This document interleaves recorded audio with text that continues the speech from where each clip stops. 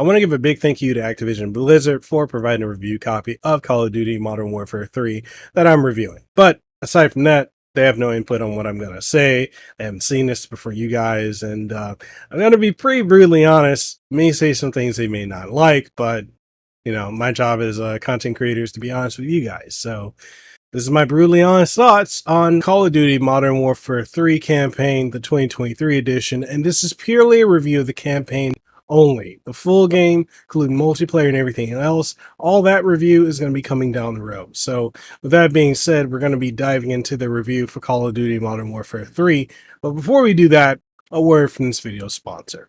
I wanted to take some time today to talk about why I think you need to pick up this chair, the E1 Racing Champion Series chair. Before we get into this video, if you want to pick up this chair at an extremely good discount, then make sure you use the code that's going to be on the screen right here. The link down in the description below that takes you to the site to purchase the chair, and just throw in the code and there you go. So all that being said, let's talk about this chair. So look, brace yourselves. This is just not another gaming chair. It's a throne for kings and queens of gaming. I've lounged in this bad boy for almost a year and it hasn't cracked or given out under the pressure of my weight at all. And I'm not a small guy. I'm a big guy. I'm 6'2". I'm 208 pounds.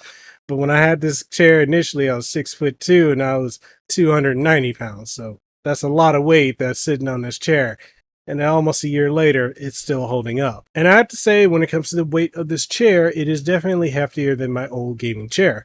But the weight, it just screams quality. From the polyurethane armrest to the memory foam embracing every curve of your back. All right, so let's talk about the juicy details, features, and specs. Now, the armrests, you can slide them and rotate them. You can lift them with the 4D adjustable setup. As far as height adjustability, it's got an easy lever, so you're soaring up or you're sinking down. It's got a recline to relax feature, so if you want to have a fancy power nap, you can do that. You can go from 85 to 155 degrees with another handy lever. You can also utilize tilt control, so, you know, because sometimes you just want to rock. It's sturdy with a durable steel frame and 120mm Class 4 gas lift that can support up to a whopping 400 pounds. The base, well, it's made out of aluminum 5-star wonder. It's got you anchored. Now, how's the ride? Rolling around, silky smooth on both carpets and hardwood. Adjusting, everything is at your fingertips. Whether I'm reclining for a quick siesta or adjusting for a marathon gaming session, this chair didn't just meet expectations, it obliterated them. Alright, so wrapping everything up, here are my final thoughts on the E1 Racing Champion Series chairs. If you're serious about your gaming and, more importantly, your comfort, this chair isn't just an option. It's the choice. Okay, so I've taken my annual march through the battlefields of Call of Duty campaign since they started dropping yearly back in 2005 with Call of Duty 2, as it's the digital equivalent of a roller coaster ride. Sometimes it's a jaw-dropping experience with loop-the-loops, and other times it's honestly a bit of a kiddie ride that's over and done before the thrill even kicks in. Having marched through the franchise's offerings year after year since the days when Call of Duty 2 hit shelves back in, again, 2005, there was that one odd year in 2018 when they decided to make Black Ops 4 ditch this campaign mode, so it's weird. So, regardless of that, I found myself swinging between exhilaration and exasperation with this year's campaign. And look, let's not miss words. Some entries like Call of Duty 3, Ghosts, and Black Ops 3 just literally missed their mark so spectacularly that it just left me wondering why I even bothered. And yet, I'm feeling some substantial disappointment with this year's Modern Warfare, especially after playing through and loving the campaign for Modern Warfare 2 from last year, which was, again, the follow-up to the 2019 reboot of the Modern Warfare series. It honestly felt like a gut punch that I didn't see coming, and for the most part I was having fun, but yeah, it really petered out down the road. So look, let's go ahead and hop into DeLorean. I'm going to talk a little bit more. So, the 2019 reboot, for all its bravado and questionable forays into the depiction of war crimes, at least had the decency to strap things back to basics, refreshing the series in a way that made me think, okay, there's still life left in this dog. As it took what made Call of Duty Modern Warfare 3 a satisfying end cap in 2011 and gave us a reason to dive back in, using modern tech to spruce up the visuals and gameplay to a shiny new level. Alright, so we're going to fast forward to last year, and hey look, I enjoyed Modern Warfare 2 regardless of what a lot of people will say about that game's campaign. I thought it did well from a visual standpoint, I thought the story was great, and I enjoyed all the new gameplay refinements and gunplay refinements that it had, although a lot of people felt that it fumbled the ball with its story and just felt less like a new chapter and more like a poorly stitched together homage to the original trilogy.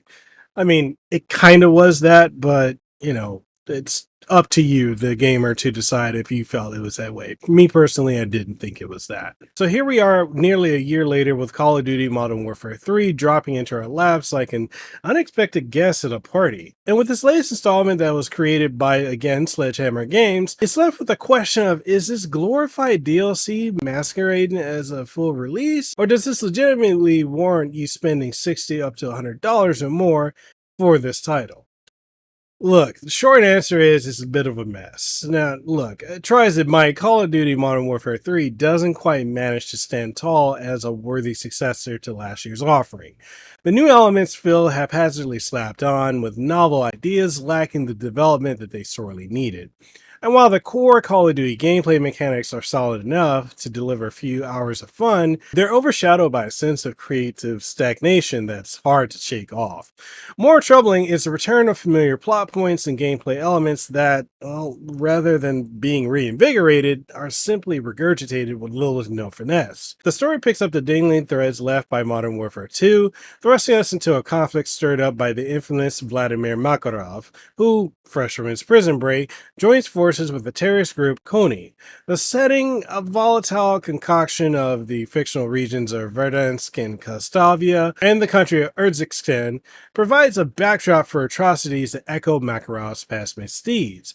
It's up to Captain John Price, Sok McTavish, Ghost, and the rest of Task Force 141 to put an end to his reign of terror.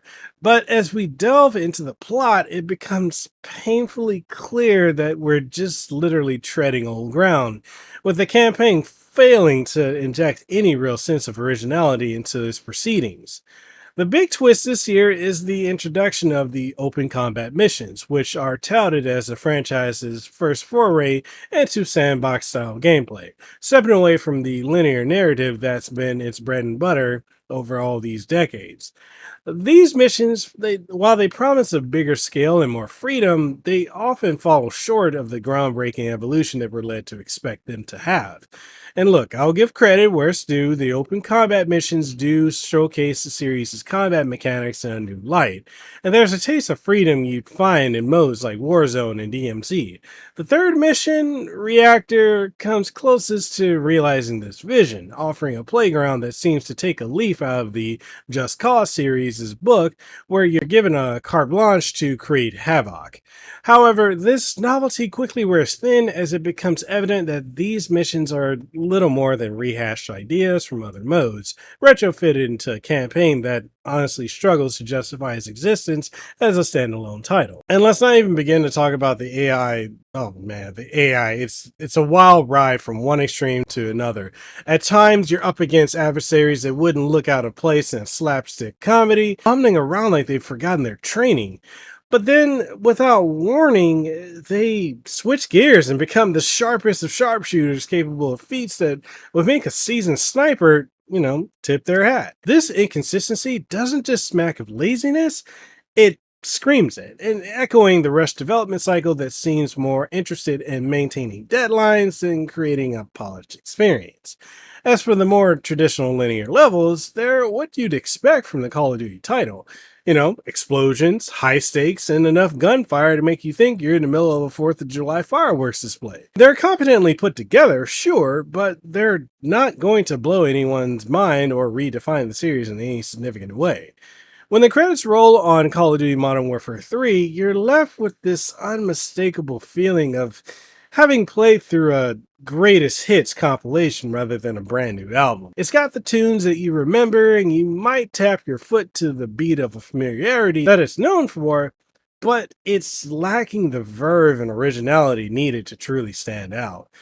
And ultimately, in the end, Modern Warfare 3 feels less like a bold new step forward and more like a retread of well worn paths. It's not a complete disaster, and it's far from horrible, and it's a far cry from being the groundbreaking experience that we're all hoping for. I'm just at this point of wondering what's next. I think we really need to go back to when we didn't have Call of Duty every single year. I think having it be a yearly release, similar in vein to Assassin's Creed previously, is doing more to harm the brand than it does to help it. And I honestly think that if we just had some times off, like similar to how Battlefield does every so many years, or at this point, every 2 to 3 years, I think that would help Call of Duty substantially. If anything, just drop DLC for story expansions as opposed to charging full price for effectively at this point is nothing more than glorified DLC. And with that being said, that's my review of the campaign for Call of Duty Modern Warfare 3. Thank you to Activision-Blizzard for providing a review copy and for the fourth year in a row allowing me to cover one of the Call of Duty titles. What do you guys think? Is this, have you played it? Have you played the campaign? Do you share my sentiments? Or are you loving it? I'm always interested in conversation, so I'd definitely like to know what you guys think. So let's get the conversation going in the comment section down below. And with that being said, if you guys want to pick up this game, I'll have links in the YouTube video as well as down in the description below so you can pick it up on the platform of choice for you. And yeah, that's it. Hopefully you guys enjoyed this video. If you did, make sure you like the video, sub to the channel if you haven't already, ding the notification bell. Consider becoming a channel member or Patreon supporter. That way you can get early exclusive access to behind the scenes of what we do here and early access to reviews and impressions and so much more. All that being said, hope you guys have a great one. I'll see you guys in the next one. Stay safe, be blessed, and I'll see you around. Peace.